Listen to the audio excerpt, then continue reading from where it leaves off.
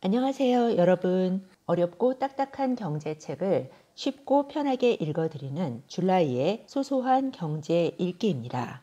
오늘 제가 읽어드릴 책은 앞으로 5년 미중 전쟁 시나리오입니다. 제가 지난 3번의 시간을 통해서 이 책의 1장 미중 경제 전쟁 예측 시나리오, 2장 통화 전쟁 이렇게 3번을 읽어드렸는데요. 앞에 3번의 동영상을 보지 않으신 분들은 다시 돌아가셔서 보고 오시면 훨씬 더 이해가 잘 되실 것 같습니다. 오늘 제가 읽어드릴 파트는 2장 통화 전쟁 중에서 3번째인 환율, 한국 금융위기 가능성을 알려주는 미래 징후입니다. 그럼 읽기를 시작하겠습니다. 많은 사람들이 한국의 금융위기 발발 시점을 포착할 수 있는 미래 징후가 무엇이 있나요? 라고 묻는다. 가장 중요한 것은 환율의 움직임이다. 단순히 환율이 얼마인지가 중요한 것이 아니다. 어떤 이유로, 어떤 힘으로 환율 움직임에 단계적 변화가 일어나는가. 통화 전쟁이 진행되면서 환율에 단계적 변화가 일어날 때마다 국내에 어떤 손실이 발생하고 누적되는가. 통화 전쟁이 다른 요소와 결합하면서 위기의 모습이 어떻게 변화되어 가는가. 이런 질문을 던질 때 환율은 한국 금융위기 가능성을 미리 포착하는 조기 경보 혹은 미래 징후가 될 수 있다. 미국 경제가 호전되면 달러의 강세 압력이 계속된다. 이 경우 상대국 통화가 약세로 전환해서 미국의 수출 기업의 부담이 커진다. 이는 트럼프의 대통령 재선에도 문제가 된다. 트럼프로서는 앞으로 미국 경제가 좋아지고 연준이 긴축을 계속할 경우 발생할 달러 강세 압력을 누그러뜨려야 한다. 방법은 간단하다. 먼저 달러 약세를 선호한다는 발언을 통해 추가적인 달러 강세 심리가 시장에서 발생하지 않도록 단속한다. 그리고 중국이나 한국 등의 나라에 압력을 가해 상대국 통화 가치도 함께 상승시킴으로써 달러의 상대적 가치 상승을 막아서 미국 제조업의 수출을 보호하려 들 것이다.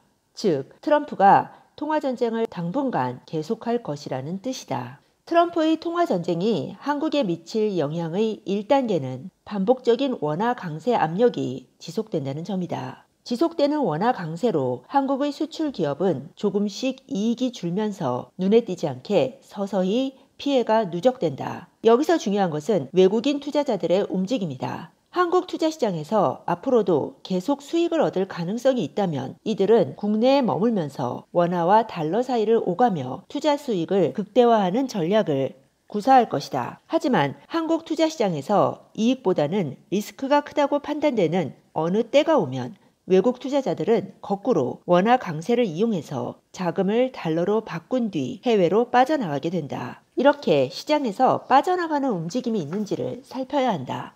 2단계는 원화 강세가 지속되고 여기에 한국은행의 기준금리 인상이 결합하는 단계다. 반복적인 원화 강세로 수출 기업의 피해와 금융의 피로감이 누적되어 한국은행도 더 이상 버티지 못하고 외국 자본의 심리적 불안감이나 급격한 탈출을 막기 위해 국내 기준금리 인상에 속도를 낼 수밖에 없는 단계다. 이는 내수시장 위축에도 불구하고 한국 경제를 지탱해온 수출 기업의 이중고가 된다. 3단계는 수출 기업이 이중고에 시달리는 동안 가계부채에 대한 금융비용 부담이 증가하여 달러 유출량이 증가하는 단계다. 원화 강세도 수출 기업에게는 큰 부담이지만 원달러 환율의 변동폭이 커지는 것은 원화 강세보다 더 나쁘다. 한국은 외환시장의 변동성이 커지면 커질수록 주가, 채권, 부동산 등 자산시장에도 변동성이 커지고 불확실성이 증가하기 때문에 한순간에 큰 위기로 확대될 수 있다.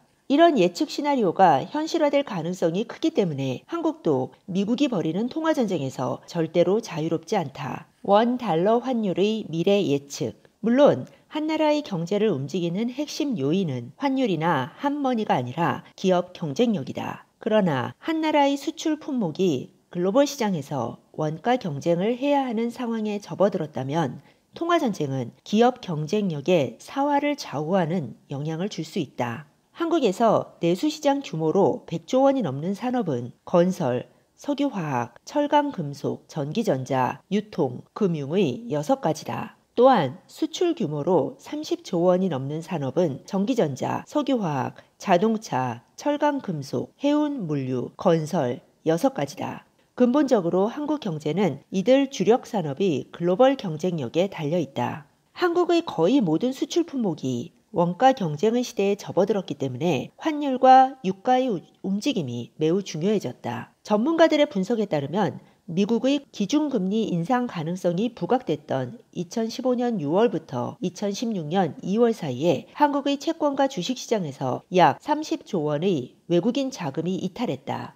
외국인 자금의 이탈은 원 달러 환율에 영향을 미친다. 일련의 변화를 분석한 결과 필자는 몇 가지 중요한 패턴 가능성을 발견했다. 첫 번째 패턴 가능성은 미국의 기준금리 인상을 전후한 원달러 환율의 변동이 시작되는 시점과 마무리 시점 사이의 기간이 3에서 4개월 정도라는 점이다. 기준금리 인상 시점을 기준으로 시작점은 1.5개월에서 2개월 앞, 마무리 시점은 1.5개월에서 2개월 뒤다. 이처럼 원달러 환율의 최고점은 미국의 기준금리 인상 당일이 아니라 인상 뒤 몇 번의 조정을 받으면서 조금 더 상승하여 1.5개월에서 2개월 후에 기록했다. 그 이유는 몇 가지로 추정해 볼 수 있다. 원달러 환율이 하락할 경우 추가 환차손을 우려한 외국인 자본이 계속되는 원화 매도, 미국 기준금리 인상으로 한국 기업의 수익률이 떨어지고 한국 경제가 충격을 받을 것을 우려하는 외국인 자본 일부의 한국 주식시장 이탈, 미국의 기준금리 인상으로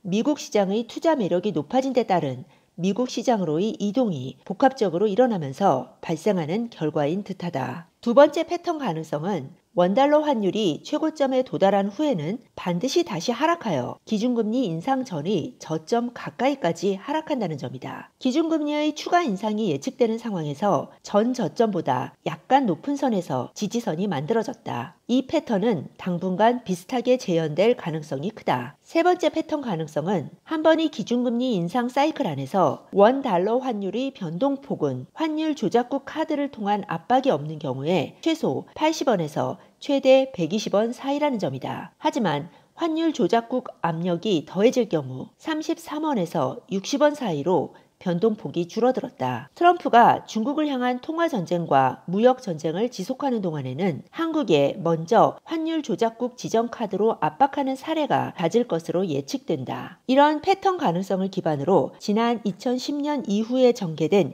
7차례의 환율 상승기에 나타난 외국인 투자자들의 움직임을 분석해보자. 매 시기마다 외국인 투자자들이 유가증권 시장에서 매도한 원화 규모는 평균 3조 8천억 원 정도다. 원 달러 환율은 평균 8.8% 하락했다. 한국의 환율 변동에 관해서 4가지 시나리오를 생각할 수 있다. 시나리오 1. 40원에서 60원 등락. 통화전쟁의 일환인 환율 조작국 지정카드를 피하기 위해 한국 정부가 외환시장에 인위적으로 개입하고 미국 인플레이션율이 완만하게 상승하며 미국 연준이 주식과 부동산 등 자산시장에서 버블 관리에 성공하여 기준금리 인상과 자산 축소 속도가 점진적인 경우 가장 높은 확률. 시나리오 2. 80원에서 100원 등락. 미국 인플레이션율이 완만하게 상승하고 자산 버블의 관리에도 성공하지만 국내에서 북핵 위기감이 증폭하여 외국 투자자에게 심리적 영향을 미치고 중국과의 경쟁에서 수출 부진이 계속되는 경우 가능한 미래. 시나리오 3.